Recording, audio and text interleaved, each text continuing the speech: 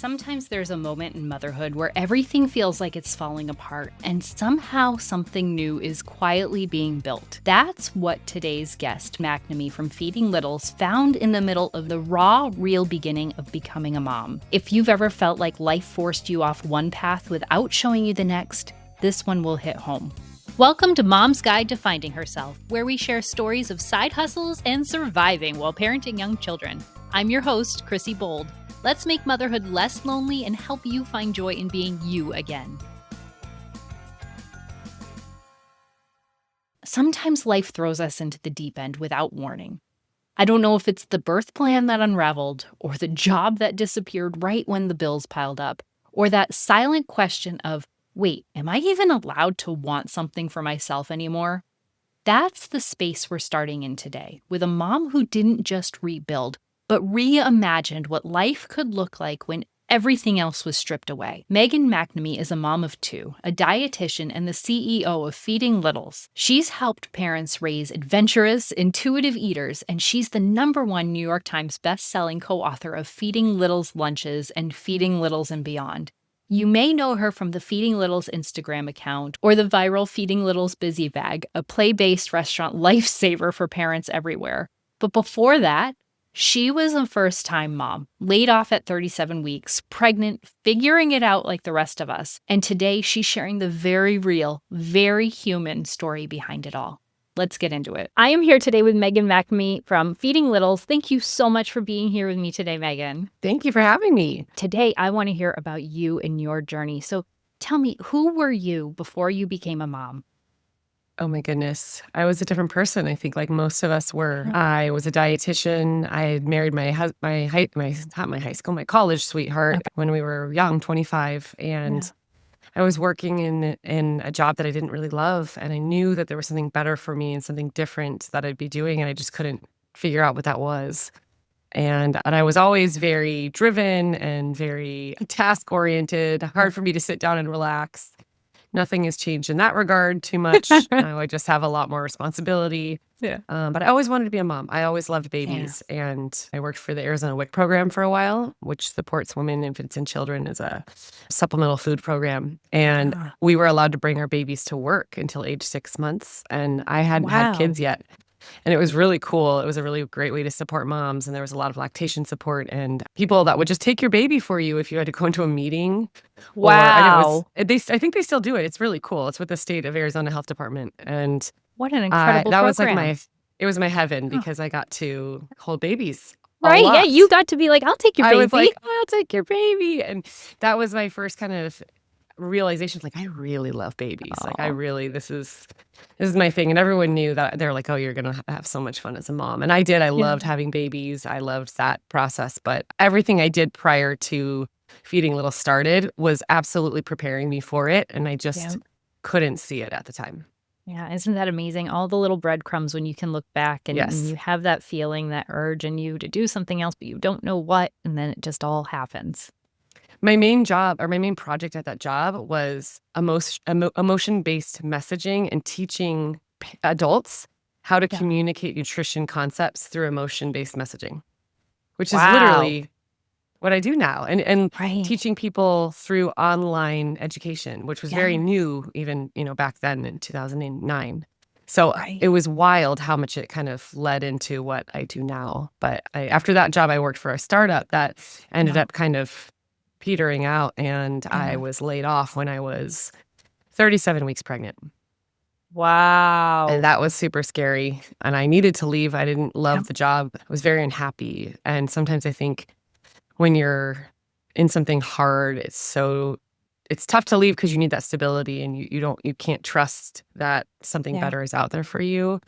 But I genuinely think that the universe was forcing me out. Like, this is not what you're supposed to be doing. And so that job ended when I was 37 weeks, which actually gave me a little bit of time to kind of prepare for my baby. Like, I would always thought that would be amazing to have like a few weeks off, because I was going to go back to work at 6 weeks postpartum. Like, there was no break. Yeah, no. And then on my due date, I got in a car accident, and on the way to my 40-week appointment. And it was so weird because I was with my husband driving to the appointment, but my family happened to be like in front of me and behind me because we'd all just gone to lunch So we had Wow. witnessed, the person that hit me Yeah. was the wife of a police officer. She got out and was like, "This is all my fault." Oh my God. I Oh mean, it my was the gosh. weirdest thing where everything lined up that Yeah. it wasn't that bad, but it sent me into labor and I had to go to the hospital. Wow. And because insurance companies are so freaked out about pregnant women, as they should be, they in the hospital, they're like, "Don't worry, we're going to cover all of this. You'll be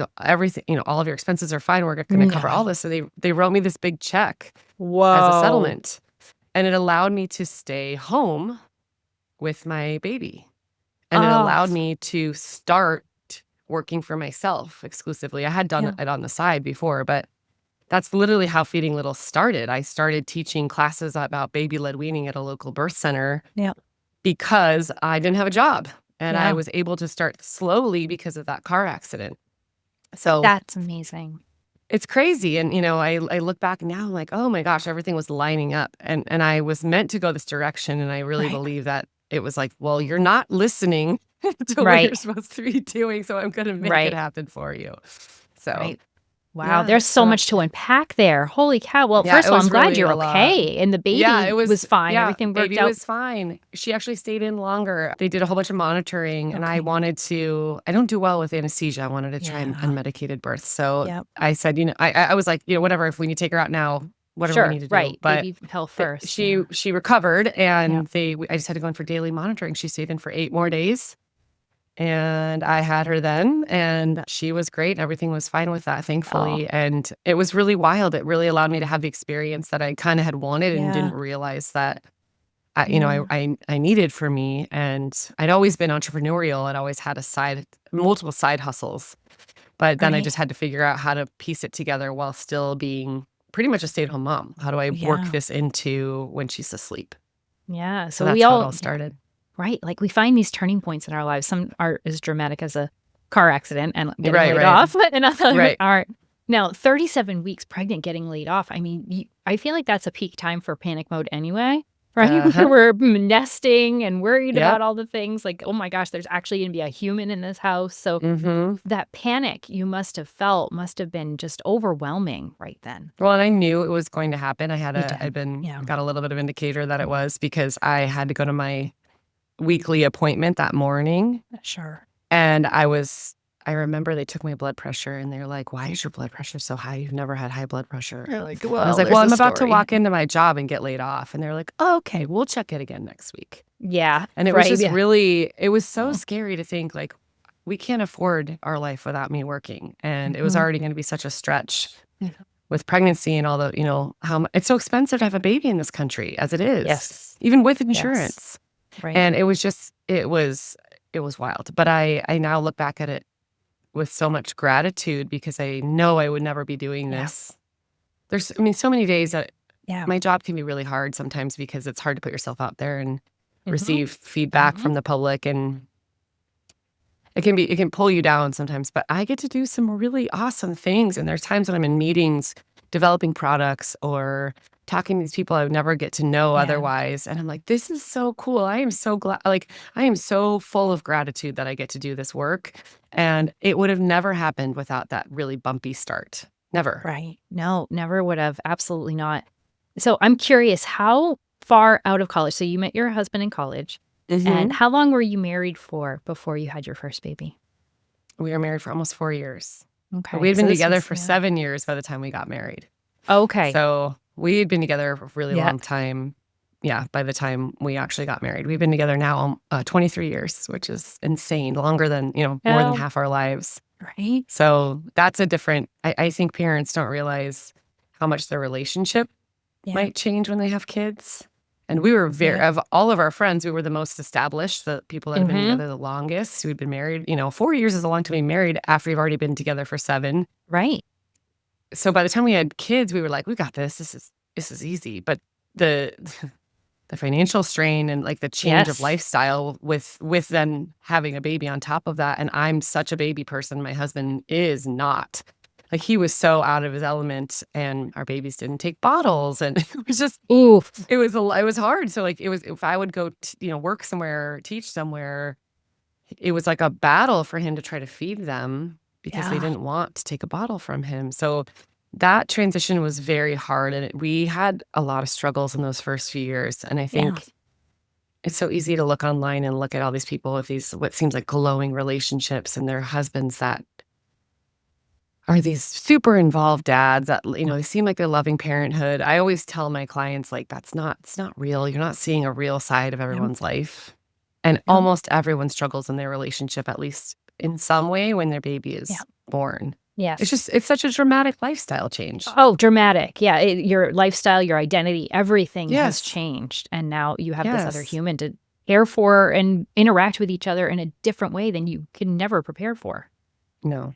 And we fought a lot Oh. about a lot of it was also money. We fought a lot Yeah. about finances because I Right. wanted to not go back to a full-time job, and it Yep. didn't make sense for the jobs that I was finding to also then pay for childcare. And it was this big, like, round Right. and around and around loop. And it's just so hard for families right now because everything is so even more expensive than it was.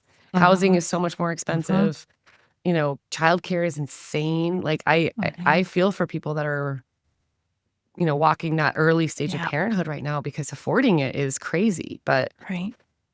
I just want parents to know, if you are struggling in your relationship, like, it's very normal, Very especially at the normal. beginning, especially when they're young. Right, and it sounds like because you went through 2 major transitions that would be difficult on a relationship anyway, all at the same Right. time with losing your Right. your job and then deciding on a career change instead of finding something more traditional. Right. But it sounds like you were able to take this really unique work that you were doing that was very localized, because I'm sure that kind of program doesn't exist in a lot of places, Mm-mm. and take it nationally. But we'll talk more about that in a little bit. I want to hear more right now about your bottle refusal experience Oh, because that is painful. it's awful. And I feel like a lot, like, what the feeling I got was I'm trapped. Yeah. And I love, like I said, I'm a baby person. Like, I was one of those people that was kind of like really into the baby phase and really Yeah. into being a mom, and really, I know not everyone feels like that. And I Right. know a lot of people are Right. they're like, I'm not digging this. I don't like this. And I think that's totally normal and valid. For me, I loved it, but I was so frustrated that she wouldn't take a bottle and that I felt like I couldn't go anywhere. And I didn't see the forest through the trees. I didn't know, Right. okay, well, around 5 or 6 months, she could start drinking from a cup. Right. So, and a baby doesn't have to learn how to drink from a bottle. I mean, technically, it's not a skill that they have to know how to do. Sure. Eventually, they'll be self-feeding, drinking from cups. Like, all of this will be totally Yeah. They easy lose for the them. skill either way. Right. Yeah. Right. And well, now it's fun. I mean, I remember when they were older toddlers, they would find like a pacifier, which they also refused, both of my girls, or they'd find a bottle, like a play, and they put it Yeah. in their mouth. And I was like, Now. really? Really? Really? Yeah. But I just felt in the moment, I was like, this is so endless. Yeah. I'm never gonna get out of this. Yeah. And what ended up working was we actually ended up writing a blog post. My retired business partner, Judy, and I wrote a really long blog post about this because we know that this is very common. We even tried to get my kids to take bottles, and she's like a magician with this. And she was like, oh, yeah, no, Yeah. they will No, not. this is not happening.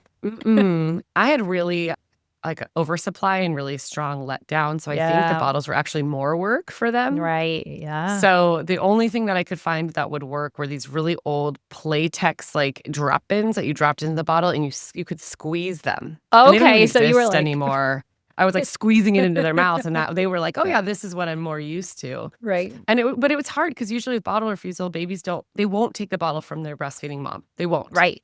Because Right. they're like, well, why would I do this from you? So then you have to have somebody that's willing to work on it with them. And that person's usually frustrated because they're the one that they're refusing the bottle from, right? So that was hard. We tried, a lot of different people. My oldest never ended up taking a bottle. We literally went to an open cup around 5 months with her, and then a straw cup pretty soon after. And I remember there was a time I went and taught a few, I was going to be gone for a few hours, and I left a cup of pumped milk in the fridge. Yeah. And I was like, just give it to her when she seems hungry, And my husband said, we were learning sign language. We're doing sign language with her. And he said she looked at him and signed milk, just like the squeezing of your hand.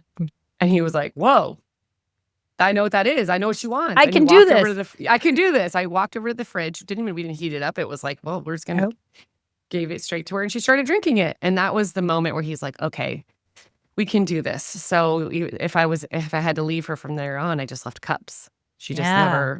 I never had to wean from a bottle What a because game changer. yeah. Yeah. Yeah. So that was huge.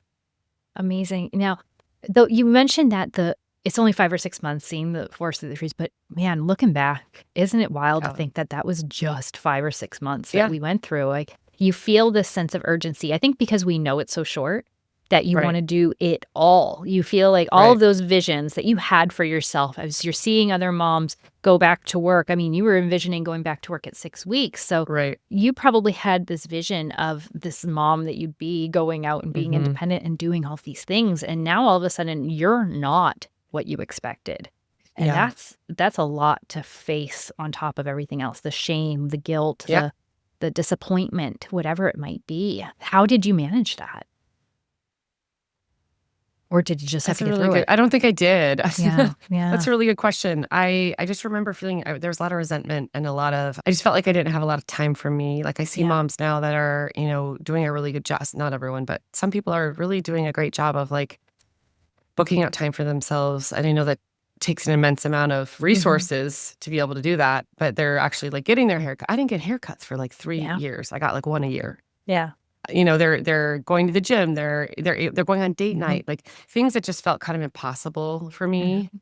Even once my babies were older, they nursed well into toddlerhood, so it was a little hard for people to put them down at night. Yeah, yeah. And, you know and then I had my second when my first was 2.5, so it kinda just went from one to the next with breastfeeding, and Mhm. it's so funny now, I look back at it like, that was such a short period of time. It feels so short now, but when you're in it, Sure. it feels so long. And I Mhm, do remember thinking like, "Oh, why does everyone else have this figured out? Why can mhm. everyone else have independence and have time for themselves Yeah, and I can't and I never will." And that's not true. no, You just can't see it when you're in it. It's no. so hard to think. I mean, my kids both started preschool at 2.5. So suddenly Right. I had, 3 or 4 hours of time when they were at preschool and was Yep. able to build my business and do that kind of stuff. And then now they're at school all day. And Yeah. now, I mean, mine are old enough now that they're old enough to be at home alone. Like they're able to watch Wow. themselves. And so it's like, as you go through these stages, I think you Okay. get so much more independence and you look back and think, Right. I wish I had seen the light at the end of the tunnel a little bit and not been so hard on myself and not so hard on my kids. But I think it's just hard in the moment to feel any sort of perspective. Absolutely. It is so hard and it's so valid, and there's no reason to think like, "Oh, I should have," because you can't. I mean, when you're in that, How would you know? that's all there is. That's what your Right. life is right then, and you can think that, sure, in the future, things will change. We all know that. We all know our kids are gonna be 12 and 9 like yours, Yeah. Yeah. and that, life will be different, but, yeah, what about me now? Where am I Yeah. now? And that's important too. And even those moms that we feel like are going out and doing all the things, the date nights, they've got all the things too, but They I can do. relate so much to the resentment of Yep. seeing what you think other people have that you wish you Mm-hmm. did, and Mm-hmm. it's hard to scroll social media sometimes. Well, I think that's actually the most dangerous part Yeah. about social media for moms Mhm. now is the comparison game. We Mhm. didn't have social media was barely starting in that way. The influencers weren't a thing 12 years Mm, ago. We mhm. were one of the first accounts to even talk about food and feeding, and I didn't even Yeah. start it until a few years into already teaching classes. Mhm. And I work with new moms now every month, and I just they're so overwhelmed. Yeah. They're so second guessing everything about themselves. And I'll say, like, the majority of the information you guys are getting on TikTok is not accurate, right? Like, Right. it's wild the stuff that they're telling me. Like, I'm like, that is Right. not correct. That's not Right. true. But they're getting it from other moms. And I obviously love peer to peer sharing, but I Right. think there's just people don't realize right now what's happening on social is that everyone's vying for everyone's attention because our views are so down. Yes. So just to give people perspective, Mm. like right now we have almost 2 million followers. A few years ago, if we would have posted a reel, we would have gotten 1 million views, which is expected for having that many followers, right? Sometimes Right. we get 2 million views. Not so great one would get 500 to 700,000 views. Fast forward to now, it's amazing if our views break 300K. Wow. So now that's not typical. So now you're getting like 20% of the views that you used to get. Well, if you're doing this as your full-time job and you're selling a Yeah. product or a service, you're not making ends meet anymore. Uh-huh. And so everyone is in that boat for the most part, and they're all scrambling and trying to figure out, how do I get your eyeballs? How do I get you to stop Yes. scrolling? Yeah. And it's such an ethical dilemma for me, because the way to do it is to say something outlandish. Right. It's to say Right. something judgmental, something really strong Controversial. Yeah. language, controversial. And I refuse to make people purposefully feel like crap about themselves. Yeah. So I'll post something sometimes that is like, well, this might help, or this could be what's happening. Gentle language, because that's how I talk to my clients. Right. But it's not what gets people to stop scrolling, Right. because it's not strong wording. The 10 things you're doing to mess your kid up right now. 5 foods I would never feed my toddler. Right. That's the kind of stuff that's going to get you to stop scrolling. I Right. refuse to play that game. Right. And then the So- sensationalized hacks that are so Yes. outlandish that you've never Yes. seen before. And they actually Yeah. aren't hacks. It's just Right. like people are trying to get your attention. They're trying to get your eyeballs. And so I don't think moms realize like that's the soup that they're swimming in right now. And it just feels like everyone's screaming at them. And it's not because what they're teaching is necessarily right or the only way to do something. It's because people are vying for their attention online. Right. That's it. Or they're trying to scare them into buying something. Right. So that's a really challenge. I don't envy new moms right now. Yeah. Like it's easy for me to tune it out because I Right. know and I can see through it. But if I were new to this world, I would be on my phone constantly trying to consume information. I feel like I was somebody that was really worried about being a good mom and doing it right. And I would have really struggled in this environment. It's such a good perspective what you just shared as being a creator, the creator side of it, because we know that that it's not good for us to be comparing and to be looking at that. We know that. But to hear the inside piece, or like your thoughts, your take on where some of these wild videos are coming from and just the motivation behind it, it puts it in a whole different perspective of we're no longer just looking at regular old moms sharing their regular old day-to-day and their genuine true hacks and things that they've found helpful. They're sharing things that are just bizarre to get you to click, to get you to stop and Yeah. create. You learn what performs and what doesn't. And so if you posted something that was a little bit more outlandish or a little bit more judgmental and you saw that it got a lot of views, you're going to keep doing that. You're going to keep making that kind of content. And the problem as a viewer is if you watch that and you watched it all the way through, you're telling Instagram or TikTok, I like this. I want to see more of this. And so now you keep getting fed. The more you buy into it, the more you're going to keep getting fed that kind of content. And then it suddenly seems like everything is that, when you're just seeing a tiny little pocket of the internet. But it feels like, oh my gosh, everyone has. It actually happens really easily in the fitness space. Because I try to keep tabs on that, obviously, with what I do as a dietitian, but I also love to lift weights. And so I started following some people about different weightlifting techniques. And oh my gosh, the bombardment of what I eat in a day and how I'm in a calorie deficit and it became my whole feed. And I was like, what is happening? It's wild how quickly you can change the type of content you see by what you start consuming. And it can be really dangerous for your mental health. So I just hope parents know that, if you don't want to start seeing that kind of stuff, start unfollowing or, stop consuming it. Because the more you pay attention to what you actually want on your feed, the more you're going to start seeing more of that. And if there's an account or some type of content that you really like, start engaging with that content. Yes. And that's how it will change your own personal algorithm. Right. Find the people that you trust to give Yes, you that you trust. good information. You feel safe there and you feel comfortable. And then start watching their stories or start commenting and liking on their content. And that's going to shift what you start seeing. Yes, the engaging is so huge because I notice so quickly how people that I love following fade away from my stories. They're no I longer there. They're all know. the way at the end because I I haven't know. clicked the heart enough times. Right. And then some other people are cycling their way through. So if you want to keep those people at the forefront because you trust what they're bringing to the table for you and Mhm. bringing value, engage. Engage. And you can Yeah. also favorite them too. You can add them to your True. favorites on That's a Instagram, good and then point. they should show up at the top of your feed, or you can even sort by favorites in your feed. And that just helps. I don't know, man. It's just it's like Wild West out there with what people are Yep. seeing. And it's alarming to me because no, you don't have to have any sort of credentials or any Yeah. sort of education now to teach Yeah. and to influence. And a lot of it is not accurate. And that's what's Right. just so scary about that. So anyway, keep yourselves safe, moms and Yes. dads. Like that, it's okay to put the phone down, or it's okay Yep. to just not go on it if it's affecting your mental health in that way. Yes. 1000%. So I want to hear before we wrap up this episode, what is, as somebody who has a 2 and a 4-year-old, and a lot of my audience has younger children, what are some of the things we have to look forward to? Oh, this is the best question. Oh my gosh. So you soon will be out of diapers.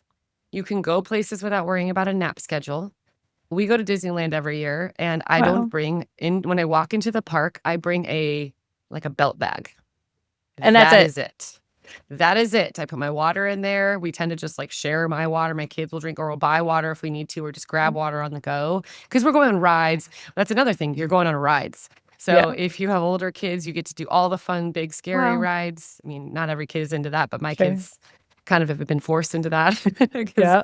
that's our family and we love it. And as you get older, I know the internet makes it seem like, okay, you only have these 4 years or these 5 Right. years of little kid life. But the magic doesn't end when they go to kindergarten. They Yeah. actually remember those traditions that you have as a family. Yeah. And it's more special to them because they have more memories around them, right? Yeah. So holidays are more fun. I think like there's so much magic in like the elementary age. I like it more. I thought Yeah. I would really I mean, I wish I could go back to my kids little and just like hold them and hug them Sure. as that age, for a day. But Yeah. I don't want to go back to like not sleeping Yeah. and them trying to wean off breastfeeding and having to be home at noon for a nap and like Mhm. the whole potty training thing. Let me just say, like, that sucks. And it's kind of it's a ruse because Yeah.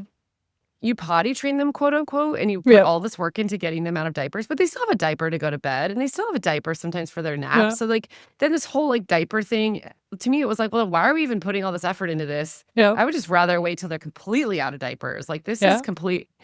I don't know. I just thought it was a bunch of crap. You're right. You're still buying Yeah. diapers and you're still dealing with diapers, but now you have to like stop the second they say they have to go potty and either find a bathroom or like use your mini potty. I don't know. I was like, just keep them in Right. diapers then. Until they that can whole handle thing's- going through Yes. Costco with. Yes. Huh. Yes. The Yeah. whole thing sucks. So I don't know. There's a lot of really cool stuff about big kids that you just have a lot more freedom. Yeah. And then they can help you do stuff around the house. They can entertain themselves. You can wake up on a Saturday whenever you want until youth sports hit, and then that's a totally different story. Oh, But sure. Yeah. but like if I remember my kids learned how to turn on the TV and put on a cartoon. And so if they got up at 6 o'clock on a Saturday, I would hear Yeah. them little pitter patter downstairs. They'd turn on the TV and they'd watch a show and they'd just be waiting for me when I got up. Like that's Good morning, game Mother. changing. Game Yeah. changing when they can do that and they can entertain themselves. Now they're old enough that in the summer, like we put them in camps and stuff throughout the summer. But if they don't have a camp, they can entertain themselves during the day while I work. Wow. Like it's totally different than Yep. what that. And I just think that everyone makes you feel like the early time is all that matters. And like you're building a relationship with your child all throughout their life. And the stuff that's really fun are like going to soccer games, all the school stuff, like the, first day of school, like all of the tooth fairy. Like there's so many fun things Yeah. past that early kid stage. Yeah. I think it's better actually. So I think you guys all have a really like a lot of things to look forward to.